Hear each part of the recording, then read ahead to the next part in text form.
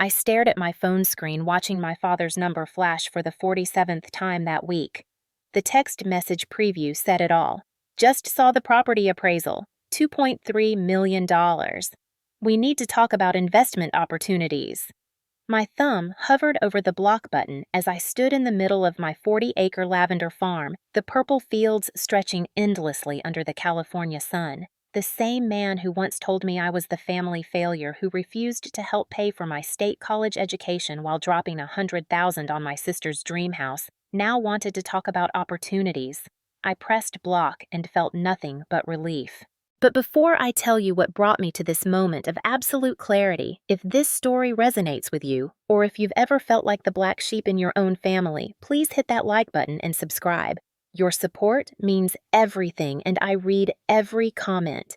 Trust me, you'll want to hear how a so-called failure built an empire from absolutely nothing. Let me take you back to where it all began, to that dinner 3 years ago that changed everything. The dining room at my parents' house in Pacific Heights always smelled like expensive candles and disappointment. That particular evening, the scent of vanilla bergamot couldn't mask the familiar tension that settled over the table like fog rolling in from the bay. I was 23, working 2 jobs while finishing my degree at San Francisco State, and I'd made the mistake of coming home for what my mother Eleanor called a family dinner. But to understand that dinner, you need to understand the years that led up to it. You need to understand how a family can slowly, methodically break someone down without anyone on the outside ever noticing. I was 7 years old when Scarlett got her first piano. It was a baby grand Steinway that cost more than some people's cars delivered on a Saturday morning while I was at a friend's birthday party. I came home to find it dominating our living room, gleaming black lacquer reflecting the chandelier light. Scarlett, who was 12, sat at the bench like a princess on a throne. I'd been begging for art lessons for months. My second-grade teacher had sent home a note saying I had real talent that I should be encouraged. My mother had said we'd talk about it. When I saw that piano, I knew what "we'll talk about it" really meant. "Can I have art lessons now?" I asked my mother that evening. She was arranging flowers in a crystal vase, her movements precise and elegant. "Aurora art lessons are $50 a month.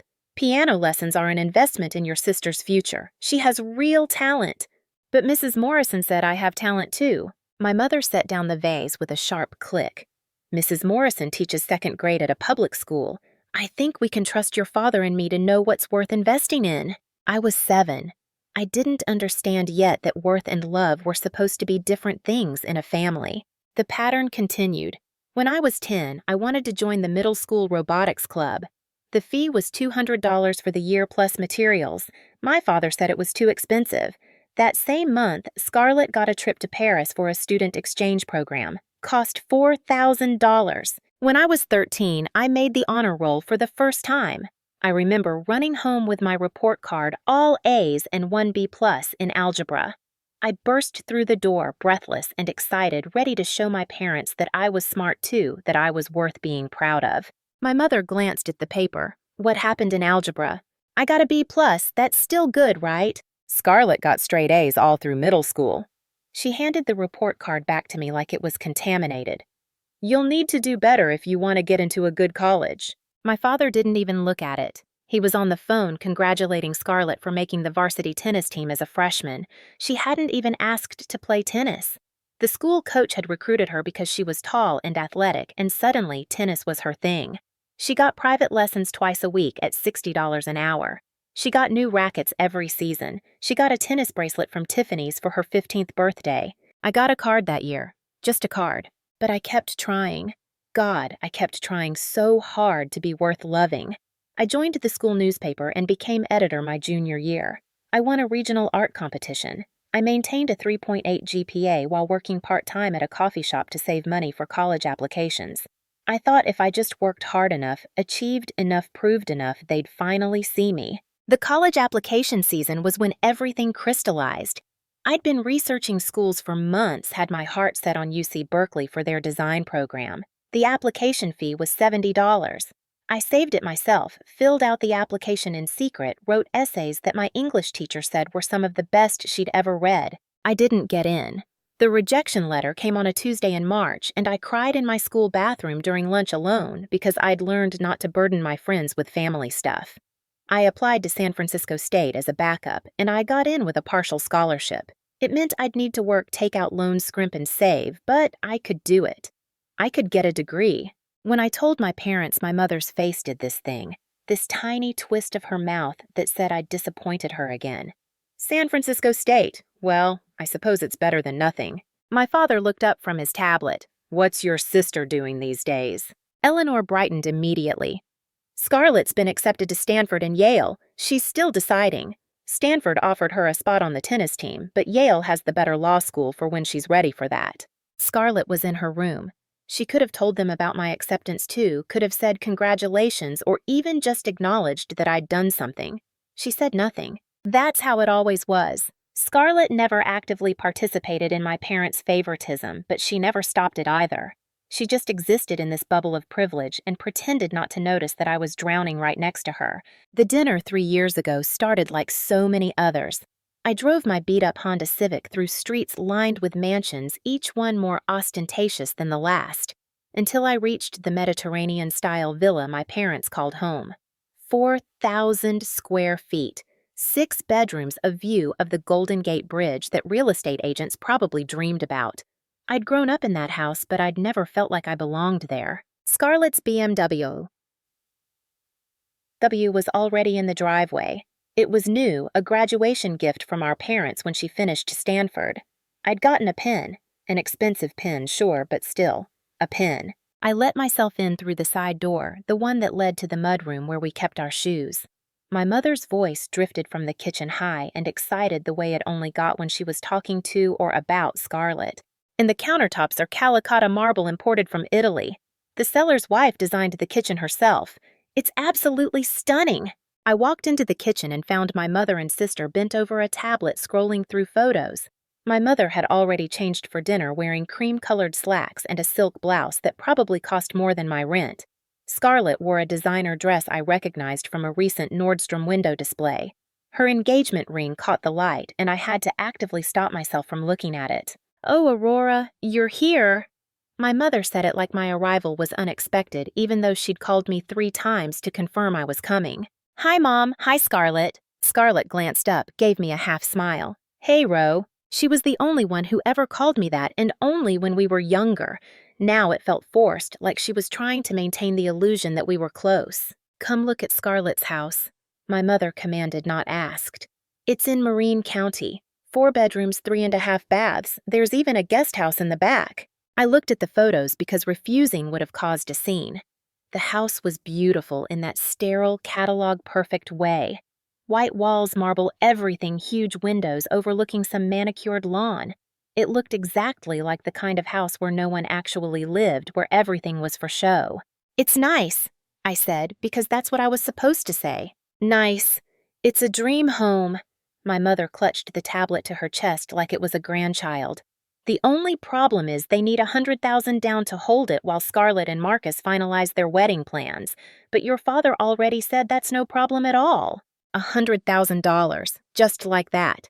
I'd been living on ramen and peanut butter for 3 years, working 40 hours a week on top of full-time classes, and my parents were casually throwing around the equivalent of my entire college debt like it was pocket change. I felt something twist in my chest, something dark and painful.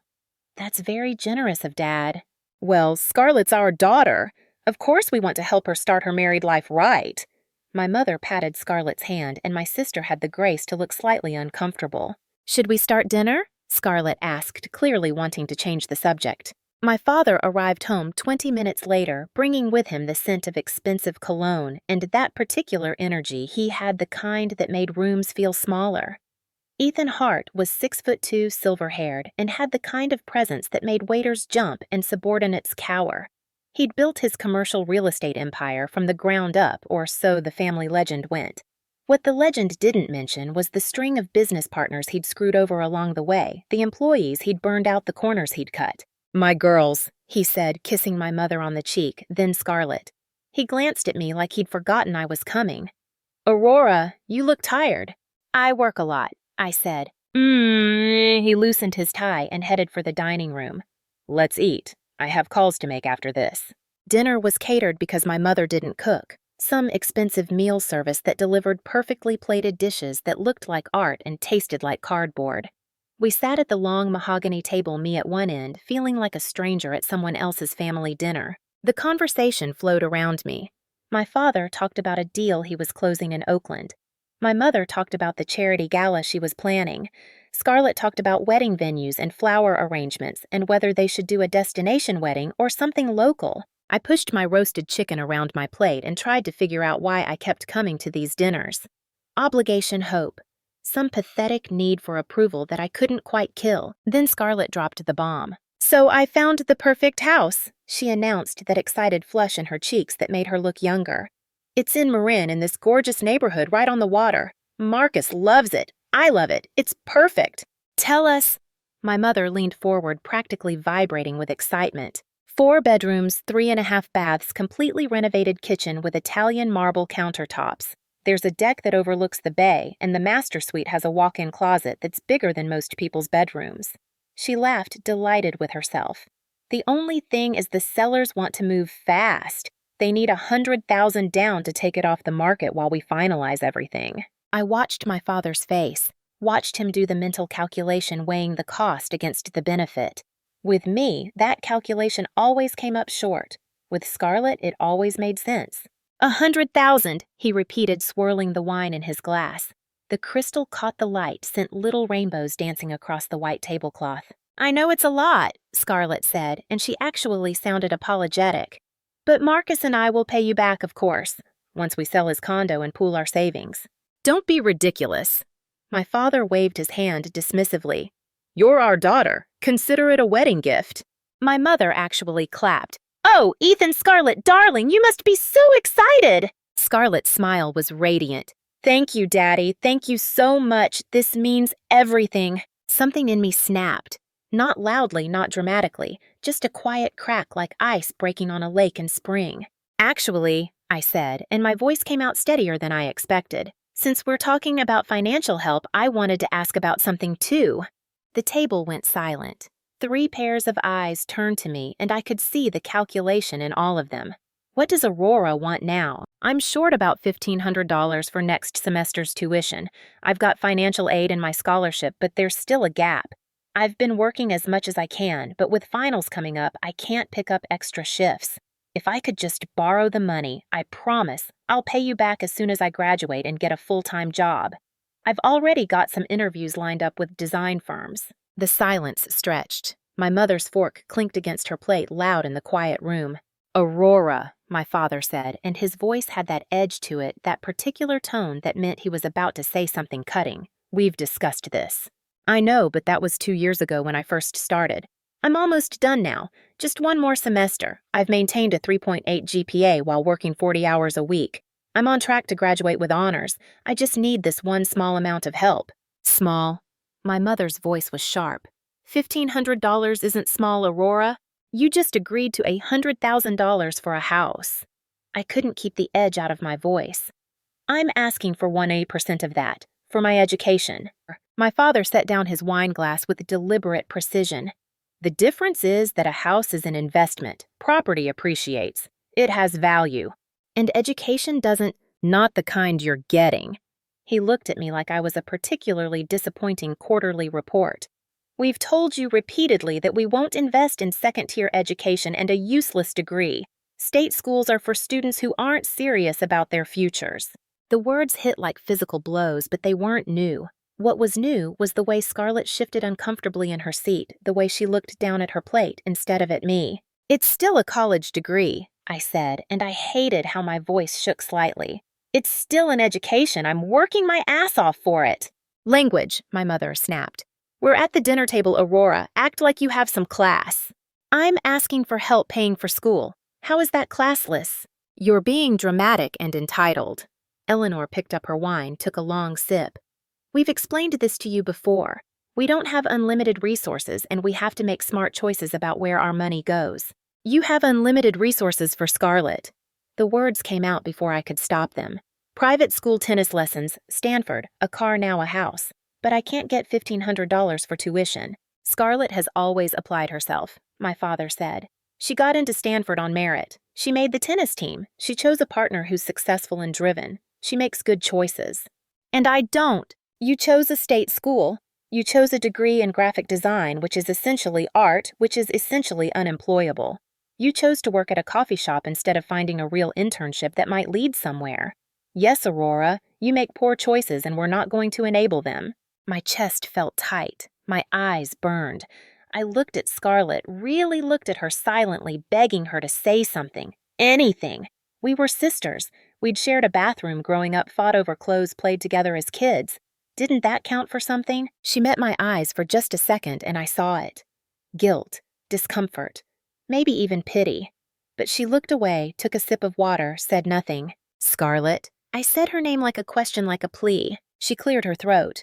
I mean, there are a lot of scholarships out there, Ro. Maybe you could apply for some of those.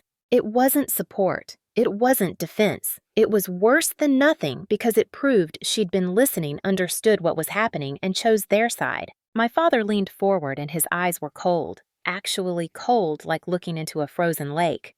You want to know why we won't help you, Aurora? I'll tell you exactly why. Because you are the failure of this family. You've always taken the easy route, the path of least resistance. You didn't study hard enough to get into a real university. You didn't develop any marketable skills. You work at a coffee shop, for God's sake. You're 23 years old and you have nothing to show for it except mediocrity. The room tilted. I gripped the edge of the table. You will never amount to anything, he continued, and his voice was matter-of-fact, like he was discussing the weather. You will graduate from your second-rate school with your worthless degree, and you'll spend the rest of your life in some entry-level position struggling to make rent, wondering why life is so hard. And we will not throw good money after bad. We will not enable your failure. Something inside me shattered, but in the breaking, something else formed, something hard and sharp and unbreakable. I stood up so abruptly my chair tipped backward and clattered to the floor. The sound was like a gunshot in the quiet room. I'm done with this dinner, I said. Sit down. My mother's voice went shrill, panicked. We're not finished. You can't just walk away from this conversation. I looked at her, really looked at her, and saw a woman who had chosen favorites before I could walk and had spent 23 years making sure I knew exactly where I ranked. I looked at my father, who had just called me a failure to my face with the same tone he used to decline bad business deals. I looked at my sister, who still wouldn't meet my eyes. I'm finished, I said. I've been finished for a long time. I just didn't know it until now. Aurora Grace Hart, if you walk out that door, don't expect us to welcome you back. My father's voice boomed across the dining room.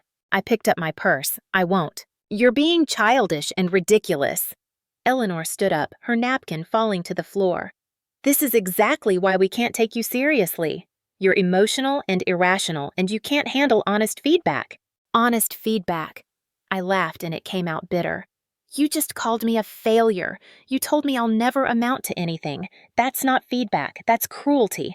And I'm done being the target of it. I walked out, down the long hallway lined with family photos where Scarlett featured prominently and I was barely visible. Past the living room with its baby grand piano that I was never allowed to play. Through the front door and into the cool San Francisco evening. I made it to my car before the tears came. They poured out of me hot and angry and filled with 23 years of trying to be enough for people who had decided I never would be. I sobbed until my chest ached, until my throat was raw, until there was nothing left. Then I sat in that car in that driveway looking up at the house where I'd grown up but never belonged, and I felt something shift. The tears dried. The pain crystallized into something else. Something that felt like determination, like rage, like freedom. I pulled out my phone and started making changes. I changed my number first, going through the process on my carrier's website right there in the driveway. Then I blocked them on every platform I could think of. Email, social media, everything. It took 2 hours sitting there in my car, but by the time I drove away, Ethan and Eleanor Hart no longer had any way to contact their younger daughter. I didn't go home. I couldn't face my tiny studio apartment in the Tenderloin, the place with the broken heater and the neighbor who screamed at all hours. Instead, I drove to Ocean Beach and sat in my car watching the waves until sunrise making plans. The next morning, I went to work at the coffee shop on Fillmore. My boss took one look at my face and asked if I was okay. I told her I was fine, which was a lie, but she let it go. I made lattes and cappuccinos and smiled at customers and thought about what my father had said.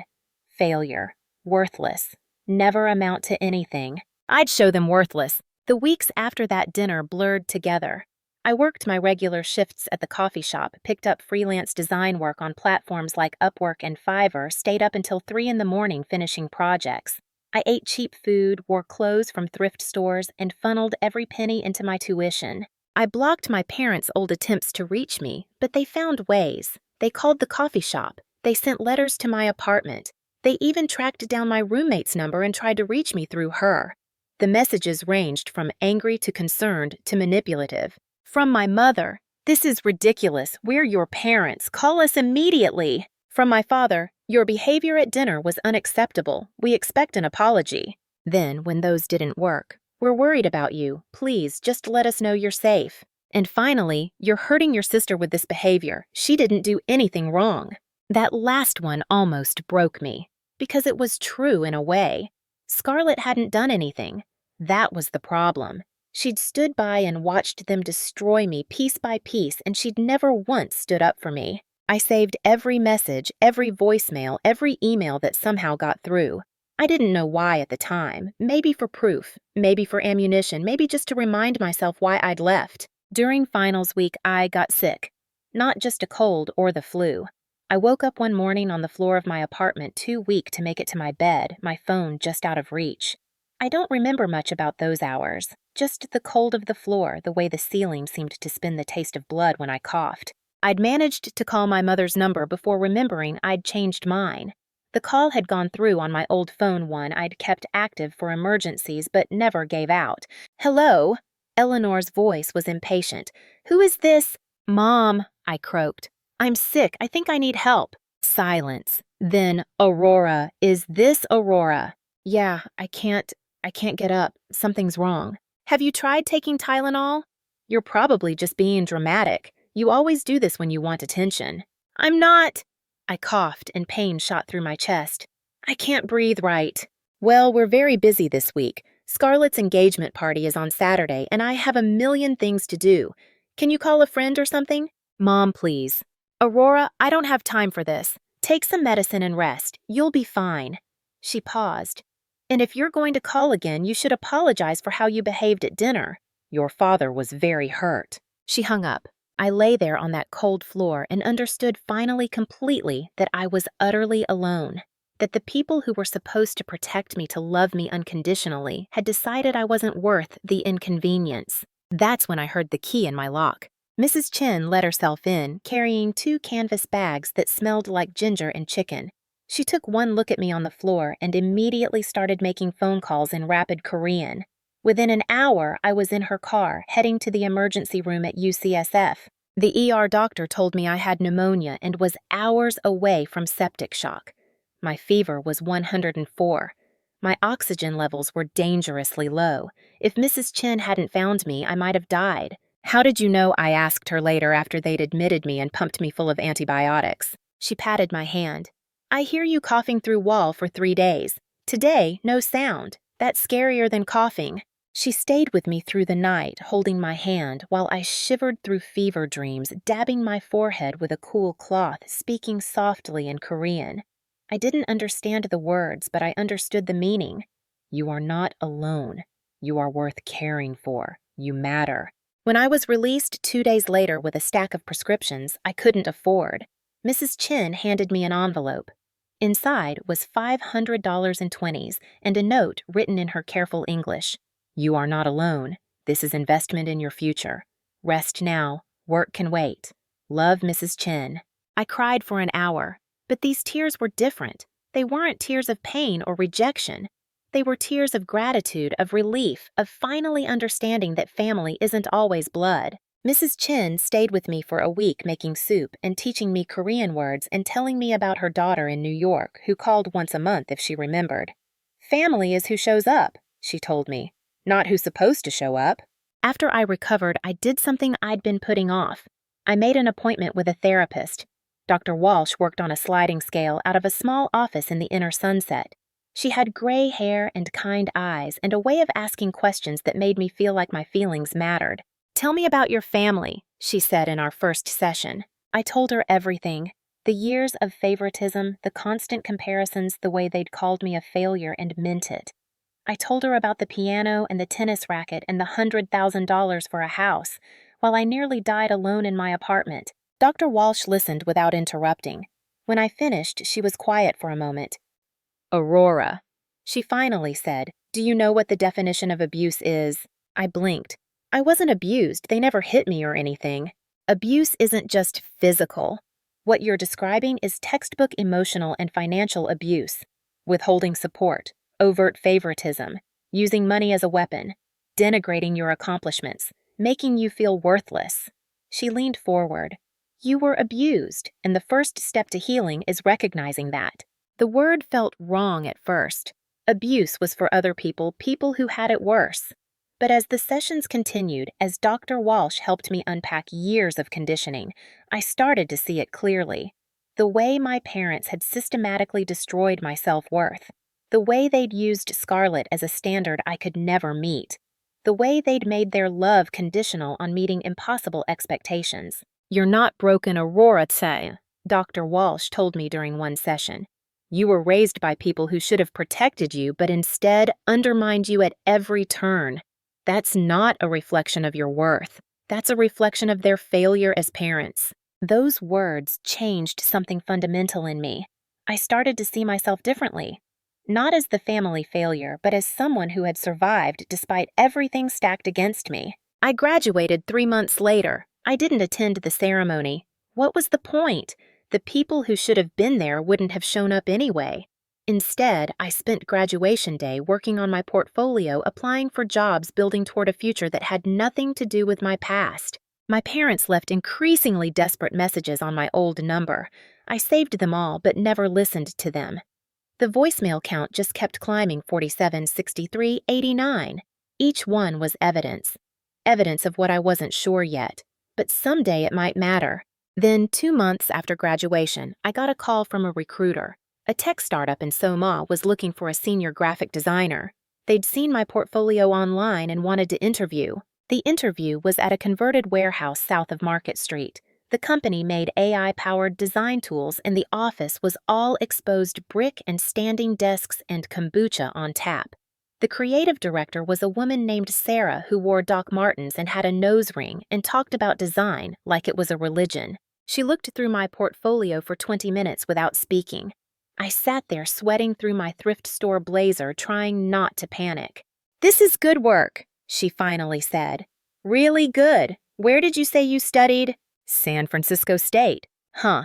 Most of our designers went to RISD or Parsons or CalArts, but this is better than most of their work." She closed the laptop. "We can offer you $75,000 to start plus equity. The equity won't be worth much now, but if we get acquired, it could be substantial.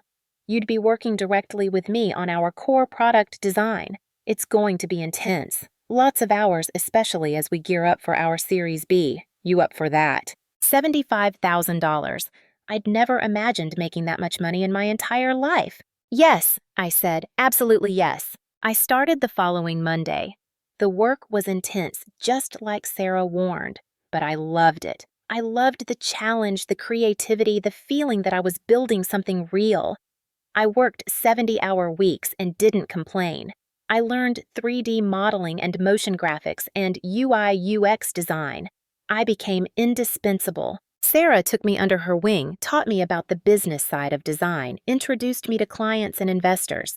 "You're good at this," she told me 6 months in. "Really good. You could be a creative director in a few years if you keep pushing yourself." "That's the plan," I said. One Sunday morning, I stopped at a coffee shop in the Mission to meet up with someone who'd been messaging me on Facebook. His name was Liam, and we'd gone to high school together. He'd been one of the few people who'd been kind to me back then, who'd sat with me at lunch when I was alone, who'd helped me study for calculus, even though I was hopeless at math. He walked in wearing jeans and a button-down, and for a second I didn't recognize him. He'd grown into himself, gotten rid of the glasses, started working out. But his smile was the same. "Aurora Hart," he said, pulling me into a hug. "I can't believe it's been so long." Liam Chin. I hugged him back. How are you? What are you doing these days? Law school at Hastings, then passed the bar last year. I'm at Morrison and Foster now, mostly corporate law. Boring stuff. What about you? I told him about my job, about graduation, about the startup. I didn't mention my family. That wasn't first coffee in 5 years conversation. We fell into an easy rhythm. Coffee on Sundays became our thing. We'd catch up on the week, complain about work, recommend books and shows. Liam was easy to talk to, easy to be around. He didn't push, didn't pry. He just showed up consistently, reliably. One Sunday, about 6 months after we'd reconnected, he noticed the way I flinched when someone called out Aurora in the coffee shop. You okay? He asked. Yeah, just, I don't know, family stuff. He didn't push, but something in his expression invited me to continue. So I did. I told him everything. About my parents, about Scarlett, about the dinner and the phone calls and Mrs. Chen and the pneumonia. All of it came pouring out in that loud coffee shop, and Liam just listened. When I finished, he was quiet for a long moment. That's abuse, he said finally. I'm not saying that to be dramatic. From a legal standpoint, what you're describing is financial and emotional abuse. My therapist said the same thing. Your therapist is right. He stirred his coffee, thinking. Have you considered a restraining order if they're harassing you at work, at home? That's grounds for legal protection. They're my parents, I said automatically. So parents don't get a free pass to abuse their children. You don't owe them access to your life, Aurora. You don't owe them anything. The words settled over me like a blanket, like permission, like truth. Liam and I grew closer after that. He helped me review some legal documents when I refinanced my student loans. I helped him design a logo for a side project he was working on. We weren't dating exactly, but there was something there, something comfortable and safe and real. 18 months after I started at the company, Sarah called me into her office. We're being acquired, she said, and her smile was huge. Google wants our tech. The official announcement is next week, but I wanted to tell you first. Your equity is going to be worth about $300,000. I sat down hard. What? Congratulations! You're rich! She laughed at my expression. Well, startup rich, which means you can buy a decent car and put a down payment on a house, but you're not flying private yet. What are you going to do with it? Most people in my position bought a condo in the city or a Tesla or took some exotic vacation.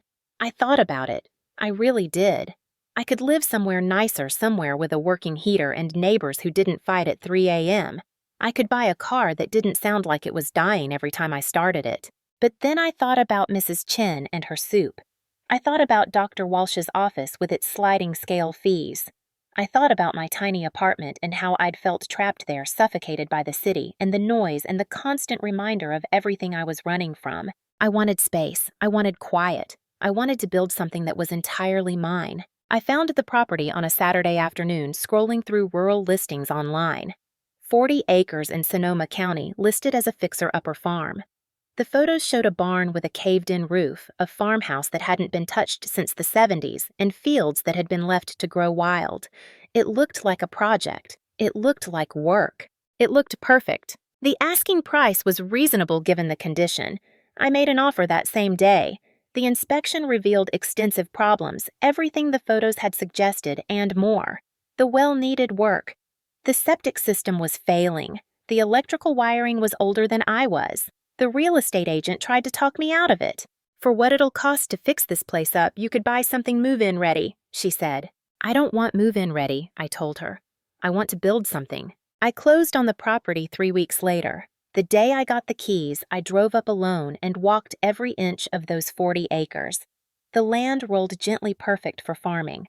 The soil was good according to the agricultural report I'd commissioned. There was a creek running through the northwest corner. The views stretched for miles. I sat on the porch of the crumbling farmhouse and cried, but they were good tears this time. Relief, joy, freedom. I hired contractors for the major structural work, the roof, the foundation, the well, the septic system. Everything else I did myself. I learned how to tile and hang drywall and refinish floors through YouTube videos and trial and error. I made 1,000 mistakes and learned from every one. One morning, I was at the local hardware store buying supplies when I struck up a conversation with an older man in the irrigation section. His name was Frank, and he'd been farming lavender in Sonoma for 30 years. Lavender, I asked. Is there money in that? If you do it right.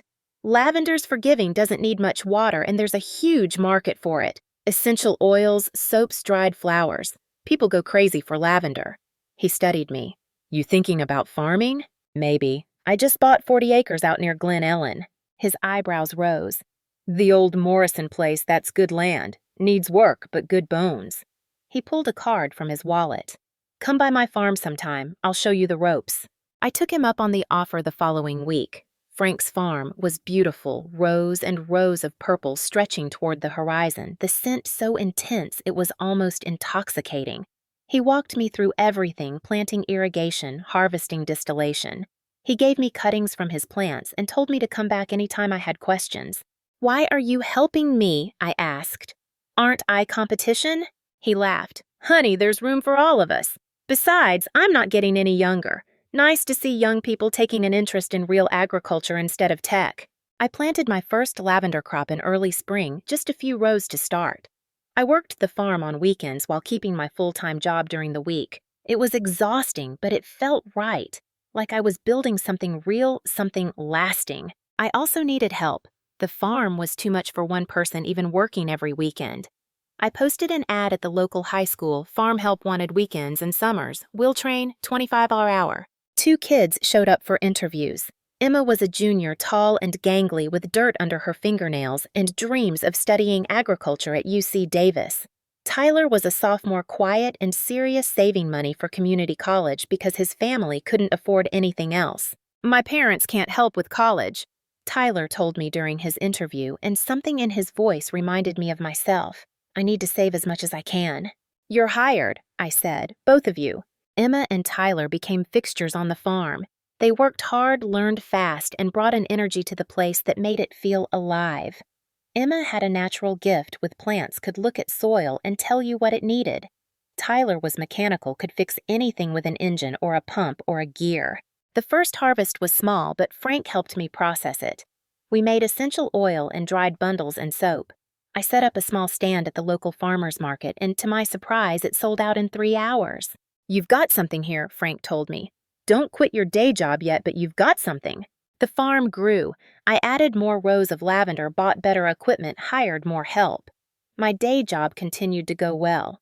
I'd been promoted to lead designer, was working on major projects, had become someone whose opinion mattered in meetings. But my heart was increasingly on the farm. There was something healing about working with soil and plants, about building something beautiful and functional from land that had been forgotten. After 2 years of ownership, I decided to get a formal appraisal. The transformation had been dramatic. The farmhouse was fully restored, the barn converted to a processing facility, the fields productive and well-maintained. I'd built a small retail shop and was offering weekend workshops on lavender cultivation and essential oil production. The appraiser spent 2 days measuring, photographing, analyzing. When he handed me the report, I had to read the number twice. $2.3 million.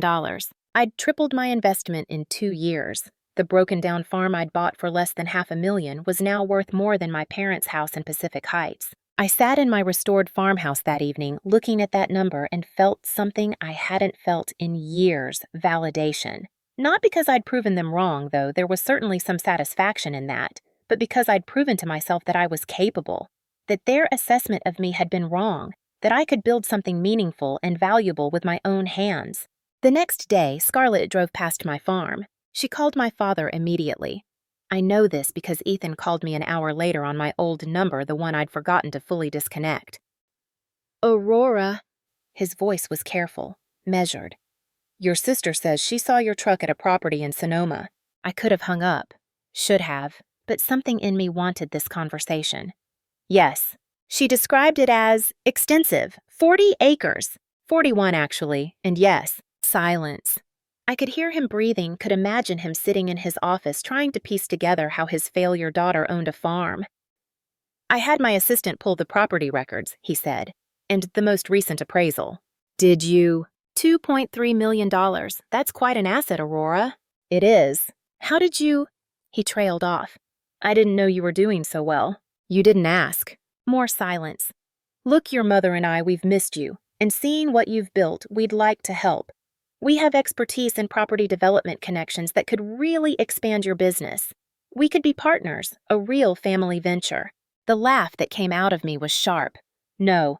Aurora, don't be hasty. Think about what we could.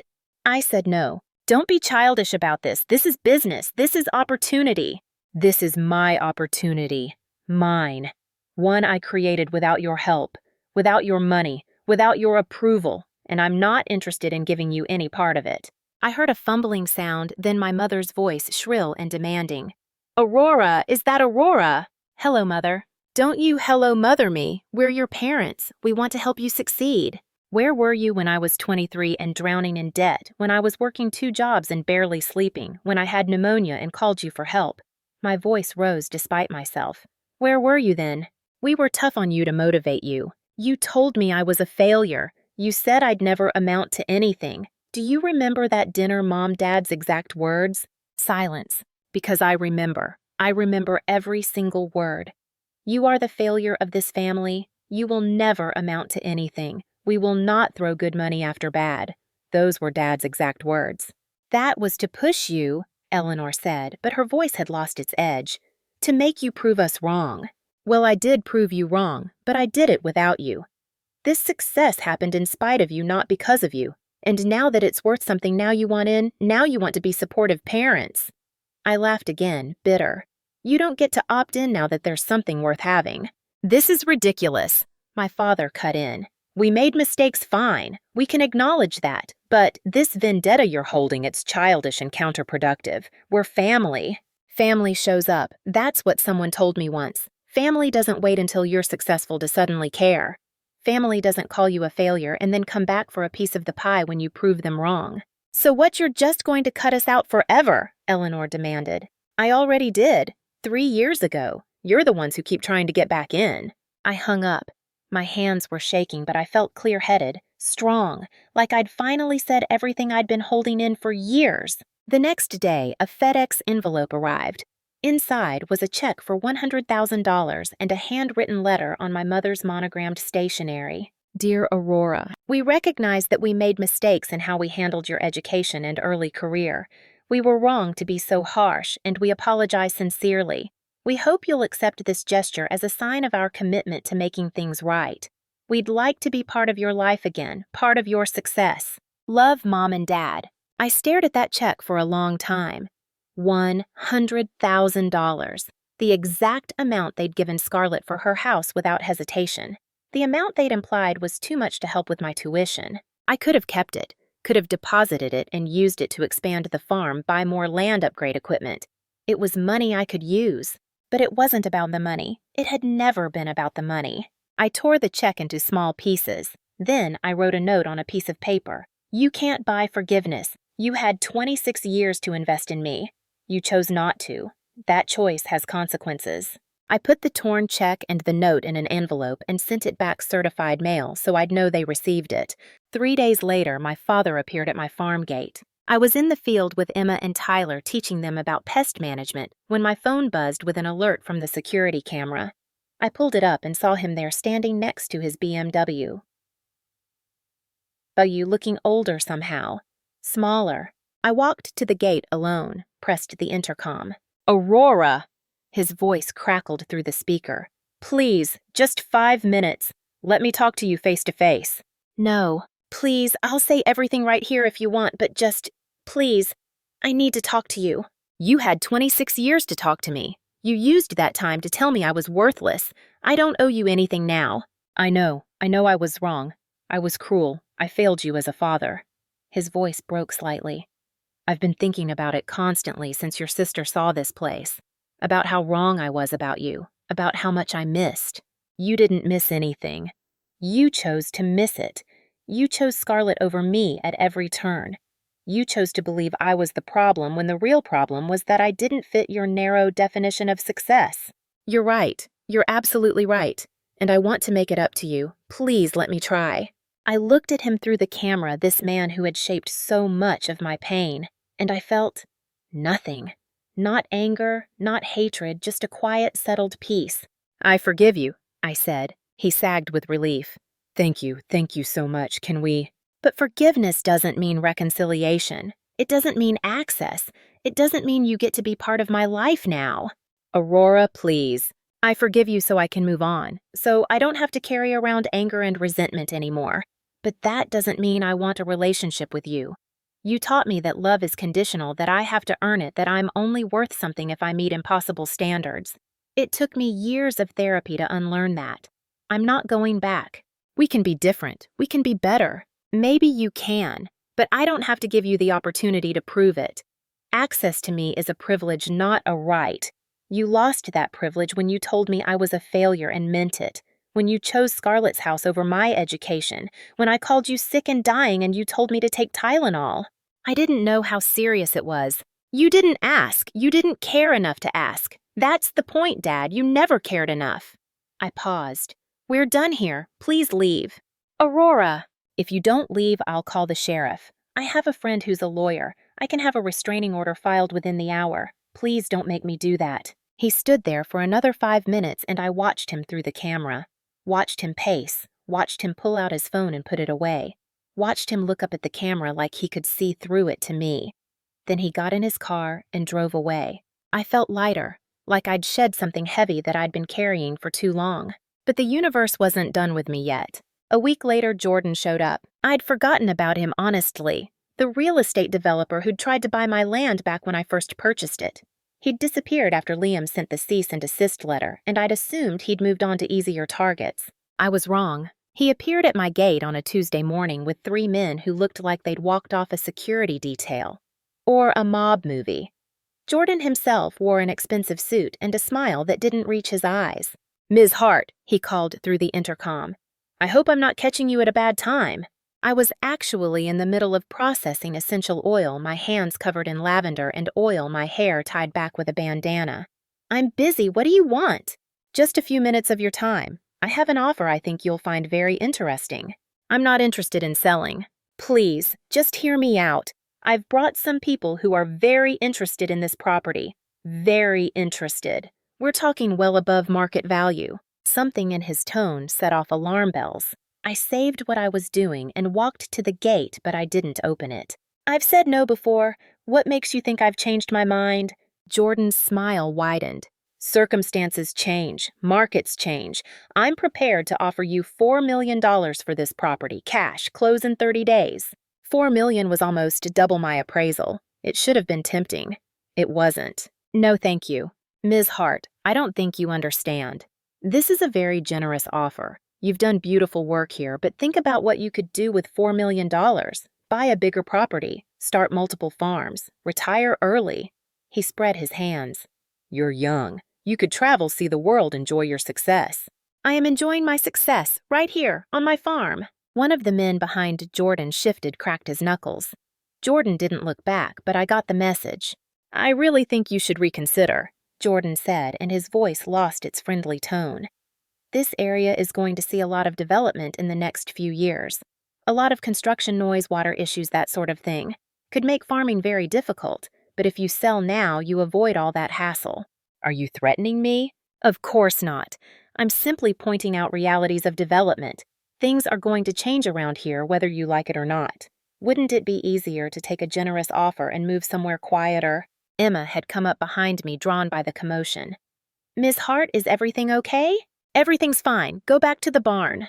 But Emma pulled out her phone and I realized she was recording. Smart kid. "I'm not interested," I said to Jordan. "And if you don't leave right now, I'm calling the sheriff." "You're making a mistake, a big mistake." "I'll live with it. Leave now." Jordan stared at me for a long moment, and I saw it in his eyes. This wasn't over. He got back in his Range Rover, his goons piling in behind him, and drove off in a spray of gravel. "That was intense," Emma said, still holding her phone. "I got the whole thing recorded." "Send it to me, and thank you. That was quick thinking." I called Liam immediately. "Jordan's back," I told him, "and he brought muscle." "Tell me everything." I did. Liam listened without interrupting, and I could almost hear him shifting into lawyer mode. "Okay. First, I'm filing for another restraining order. Second, I want you to upgrade your security system. Cameras at every entry point, motion detectors, the works. Third, I'm coming up there. Don't argue." "Liam, you don't have to." "I'm coming. I'll be there in 2 hours." He showed up in 1 hour and 45 minutes, and he didn't come alone. He brought 2 private security professionals and enough paperwork to start a small law firm. "This is excessive," I said, but I was grateful. "This is necessary. Jordan's escalating. Men who bring muscle aren't making casual offers. He wants this land for something, and he's not going to stop just because you said no." Liam was right. Over the next week, I started noticing cars driving slowly past the farm. Late-night hang-ups on the farm phone. One morning, I found the lock on my gate damaged, like someone had tried to pick it. "This is harassment," Liam said, "and we have evidence. I'm going to the sheriff and the DA. "Will it help?" "It'll create a paper trail. If anything happens, we'll have documentation that Jordan was warned that there was a pattern of escalation." 3 days later, Jordan showed up again. This time, it was just him, and he looked desperate. "Ms. Hart, please, just name your price. Whatever you want. 5 million, 6, name it." "Why do you want this land so badly?" "I have investors, plans, a resort that would bring jobs and money to this area. But I need your property. It's the centerpiece of the whole development." "Find another centerpiece." "There isn't one. This is prime location. Perfect access, the views, the water rights. I've spent 2 years putting this deal together, and you're the only holdout." "Then your deal doesn't work. That's not my problem." "You're being selfish. Think about the community, the jobs this would create." "I employ 15 people full-time. I bring tourists to the area for workshops and farm tours. I buy supplies locally. What exactly would your resort do that's better for this community than what I'm already doing?" Jordan's face turned red. "You're just a girl playing farmer. You don't know what you're doing. This farm is a hobby for you, a vanity project. I'm offering real money for real development. And I'm saying no, for the last time no." He leaned closer to the gate. "You're going to regret this. You think you're safe out here. You think your fancy lawyer and your security cameras are going to protect you. You have no idea who you're dealing with." "Actually, I do. You're a small-time developer who's overextended on a project and needs my land to bail himself out. You're desperate, and desperation makes people sloppy. Now get off my property before I call the sheriff." Jordan left, but his words hung in the air like a threat. That night, I couldn't sleep. I walked through the farmhouse, checking locks, jumping at every sound. Around 2 a.m., my phone buzzed with an alert from the security system. Someone was at the southwest fence line away from the main gate and cameras. I called 911 first, then Liam. The sheriff's department arrived 20 minutes later and found boot prints and bolt cutters left behind. Someone had cut through the fence and walked into the property, but apparently fled when they saw the sheriff's lights. "This is escalating," the deputy said. "I'm going to recommend patrol increases in this area, and you should seriously consider hiring private security." I already had. Liam had insisted, and 2 former police officers now lived in the converted guest house on the property, taking shifts monitoring the security system. The next day, Liam filed charges against Jordan for criminal trespassing harassment and attempted intimidation. Jordan's lawyer called it a misunderstanding. The DA wasn't convinced. Jordan's desperation became local news. Turned out his big resort deal was hanging by a thread. He'd promised investors he could secure all the necessary properties had taken. Deposits had already started preliminary work. My 40 acres were literally the center of his planned development. Without it, the whole project fell apart, which meant he had millions of reasons to get me off this land. One evening, Liam and I sat on the porch watching the sunset paint the lavender fields purple and gold. "He's not going to stop," Liam said quietly. "I know. We have legal remedies, but legal takes time, and desperate people do desperate things." "What are you saying?" "I'm saying maybe you should consider selling. Not to Jordan, obviously, but you could sell to someone else, take the money, start over somewhere safe." I looked out at the fields I'd planted with my own hands, the farmhouse I'd restored board by board, the barn where Emma and Tyler and my other employees were probably still working processing today's harvest. "No," I said. "This is mine. I built this from nothing. I'm not letting some bully take it from me." Liam nodded like he'd expected that answer. "Then we fight." "We fight?" 3 days later, Jordan made his final play. He showed up with a county inspector claiming there were code violations, safety issues, unpermitted structures. The inspector spent 4 hours going over every inch of my property with a clipboard and a camera. I followed him around with Liam at my side, both of us taking notes. At the end, the inspector handed me his report. "Everything looks good. All your permits are in order, structures meet code, no violations I can see." He glanced at Jordan. "Whoever filed this complaint wasted everyone's time." Jordan's face went from red to purple. That's impossible. I have it on good authority that there are multiple violations. Well, your authority was wrong. The inspector packed up his equipment. Ms. Hart, you run a tight ship here. Best maintained farm I've seen in years. After they left, I felt something shift. Jordan had played his last card and lost. He was out of options, out of leverage, out of time. 2 weeks later, I heard through Frank that Jordan's development deal had collapsed. His investors had pulled out. The banks had called their loans. He was losing everything. I should have felt vindicated. Instead, I just felt tired. But life went on. The farm thrived. Emma got into UC Davis with a full scholarship in part because of a recommendation letter I wrote about her work ethic and natural talent. Tyler was promoted to production manager overseeing the daily operations of the farm. I hired 6 more people, all locals, all people who needed good work. My relationship with Liam deepened. The crisis with Jordan had forged something between us, turned friendship into something more. We didn't talk about it, didn't label it. We just existed together easily, naturally. One evening, almost exactly 3 years after that awful dinner, I stood in my lavender fields at sunset. The purple stretched endlessly in every direction, and the scent was so strong it was almost intoxicating. The farmhouse glowed warm behind me, windows lit against the gathering dusk. Liam walked up beside me, handed me a glass of wine. What are you thinking about? How far I've come. How different everything is.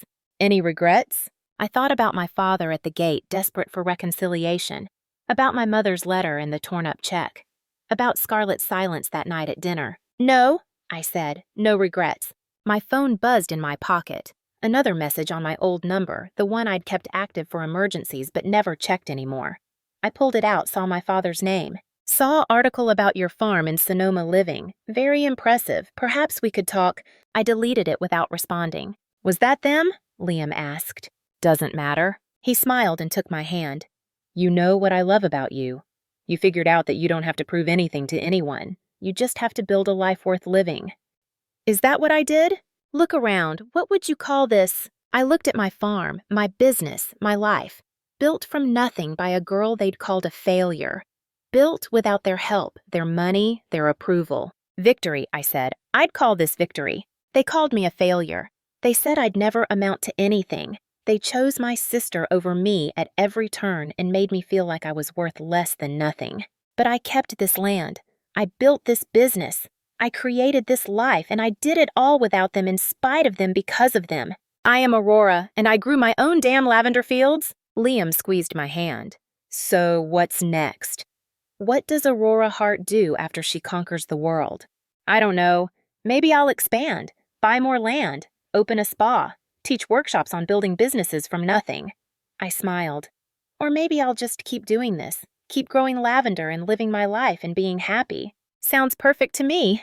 We stood there as the sunset painting the sky in shades of purple and gold, and I felt something I hadn't felt in years.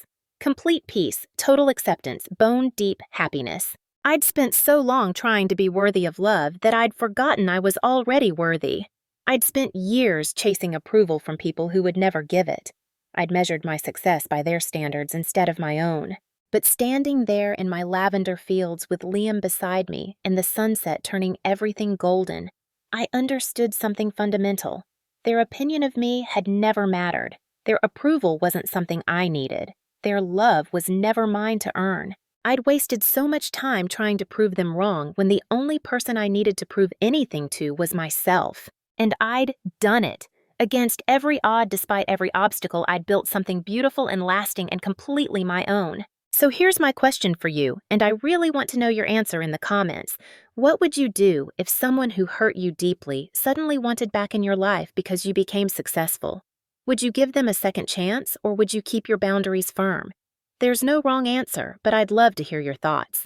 And if this story resonated with you, if you've ever been the underestimated one, the forgotten one, the one they said would never make it, please hit that like button and subscribe. Share your story in the comments. Let's build a community of people who know that our worth isn't determined by others' opinions of us. Remember, you are not defined by what your family thinks of you. You are not defined by who didn't believe in you. You are defined by what you do with the hand you're dealt, by how you rise after you fall, by the life you build when everyone says you can't. Keep growing your lavender fields, whatever they may be. I'll be here doing the same.